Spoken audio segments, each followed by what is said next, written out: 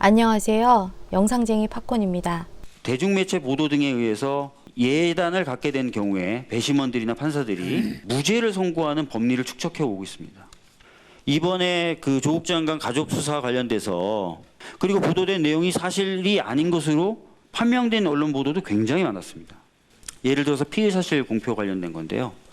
저건 뭐냐면 대중매체를 통한 범죄 혐의의 보도와 형사사법이라는 형사정책 연구에 실렸던 논문입니다. 독일에 있는 판사와 검사 등에 대해서 설문조사한 결과예요. 검사의 경우에는 공판정 분위기에 영향을 미친다 90%, 증인의 진술에 영향을 미친다 74% 등 굉장히 높은 비율이 대중매체에 의한 이 사건의 보도가 영향을 미친다고 검사들도 다 알고 있다는 겁니다. 10월 17일 윤 총장 국감이 있었습니다. 박주민 의원과 윤 총장의 대화를 살펴보며 팩트체크를 해보겠습니다.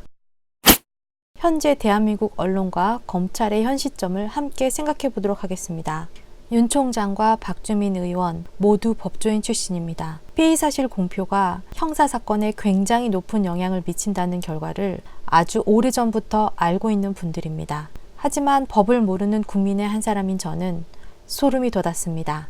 마녀사냥이 가능하다는 것을 잊지 말아야겠습니다.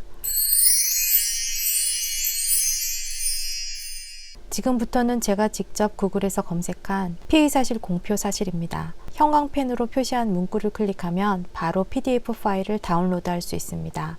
25페이지에 보면 대법원 선고 손해배상 판결이 있습니다. 조국 전 장관과 가족들이 언론 보도에 의한 명예훼손이 아주 심각하다는 것은 많은 분들이 알고 계십니다. 이 판결문은 언론기관이 수사기관이나 감사기관에 의해 조사가 진행 중인 피의 사실을 보도할 때 취해야 할 주의 의무에 대한 내용입니다. 모 언론이 타인의 명예를 훼손하여 사실을 확인하지 않은 채 보도했을 경우 말하자면 그 기사가 독자에게 주는 전체적인 인상을 기준으로 판단되기 때문에 보통 시민이 엄청난 범죄자가 될 수 있다는 것입니다. 특히 검찰에서 조사가 진행 중인 사실일 경우 일반 독자들은 진실 여부를 확인할 수 있는 별다른 방도가 없을 뿐 아니라 언론기관의 권위와 신뢰 때문에 왜곡된 보도를 진실로 받아들이는 경향이 있다는 것.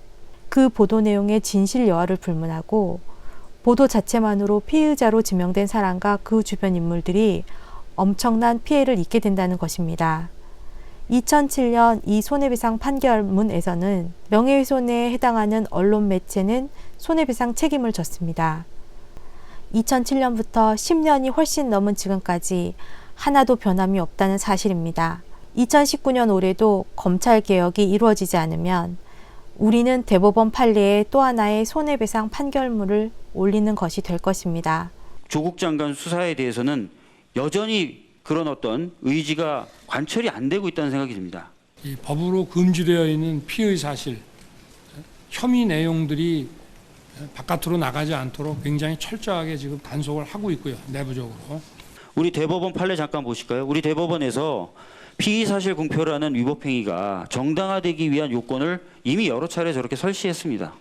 정당한 권한을 갖고 있는 사람이 사실에 근거해서 절차에 맞게 그다음에 유죄의 그 예단을 형성하지 않도록 표현을 조심해 가면서 해라라고요. 저희가 이 수사 내용이 밖으로 나가는 거를 좀 많이 틀어막았고 법으로 금지되어 있는 피의사실 협의 내용들이 유출되지 않도록 철저히 단속하고 있다고 윤 총장은 말하고 있고 박 의원은 그렇지 않다고 말하고 있습니다.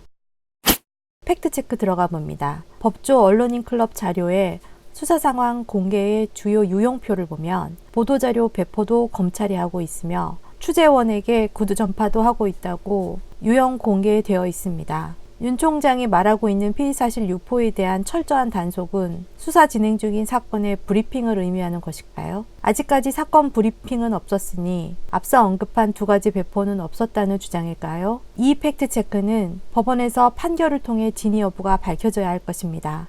함께 기다려봅시다.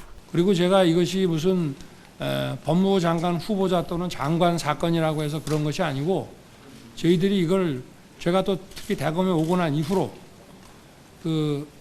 우리도 이 수사 공보를 좀 글로벌 스탠다드로 좀 업그레이드를 해야 된다. 그래서 이번 수사는 들어갈 때 전부 보안각서를 다 받고 다른 사건에 비해서 조금 더 각별하게 했고 또 앞으로도 그렇게 할 것입니다. 어떤 사건을 하든지 간에.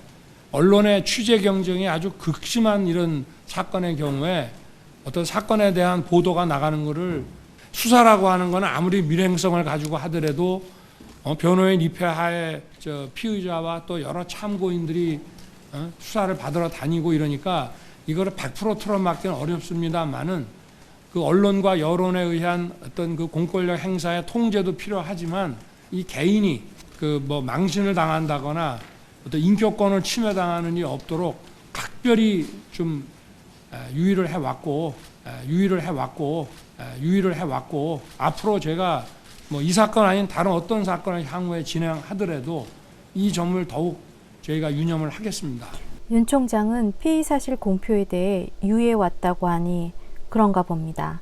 2007년 현직 판사의 피의 사실 공표 비판글로 제 의견을 대신합니다. 한 회사의 회장이 알선 수재 혐의로 징역 2년, 집행유예 3년을 선고받은 사건입니다. 이례적으로 언론의 검찰 수사 보도 행태를 지적한 비판글입니다. 문 부장판사는 판결이 내리기 전에 검찰 수사와 공소 제기 단계에서 피의 사실이 언론에 알려지고 그 결과 악질 범죄인으로 낙인 찍혔는데 피고인과 가족들이 고통, 치욕, 상처를 받았고 무죄 판결로도 치유될 수 없다고 말합니다.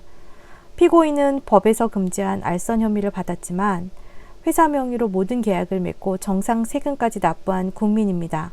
판결 전에 피의 사실이 언론에 공표되는 관행에 대해 다시 한번 지적을 하고 있습니다. 조국 전 장관과 가족은 무혐의를 받아도 상처를 안고 살아갈 것입니다. 검찰이 제 식구 감싸기를 하는 이유가 이것과 관련이 있는 것이 아니었으면 좋겠습니다. 이 법으로 금지되어 있는 피의 사실, 혐의 내용들이 바깥으로 나가지 않도록 굉장히 철저하게 지금 단속을 하고 있고요. 내부적으로. 저희가 이 수사 내용이 밖으로 나가는 거를 좀 많이 틀어막았고 제가 뭐 좀 우스개 얘기지만 검찰이 뭐 한 달 넘게 수사했는데 나온 게 없다. 이런 얘기들이 아마 좀 검찰 수사를 비판하는 쪽에서 많이 흘러나오고 있는 것으로 알고 있는데 뭐 수사 결과가 없는 건 아니죠. 근데 그런 말씀을 하시는 것 자체가 수사 결과 브리핑을 하고 있지 않아서 검찰 수사를 비판한다고 말하고 있습니다. 윤 총장은 사건 브리핑, 보도자료 배포, 취재원 구두 전파 3가지 중 사건 브리핑에만 초점을 맞추고 있습니다. 지금 가장 심각한 피의 사실 공표는 취재원 구두 전파입니다. 보도자료 배포는 허위 사실 유출에 대해 자료가 남기 때문에 구두 전파가 심각한 것인데 국민들이 원하는 시원한 대답, 취재원에게 구두 전파하는 관행은 나쁜 것이며 이것이 밝혀지면 공수처를 통해 처벌을 받겠다고 이야기했다면 얼마나 멋있었을까요? 지금까지 영상쟁이 팝콘 팩트체크였습니다. 다음에 또 뵙겠습니다. 구독과 좋아요 감사합니다.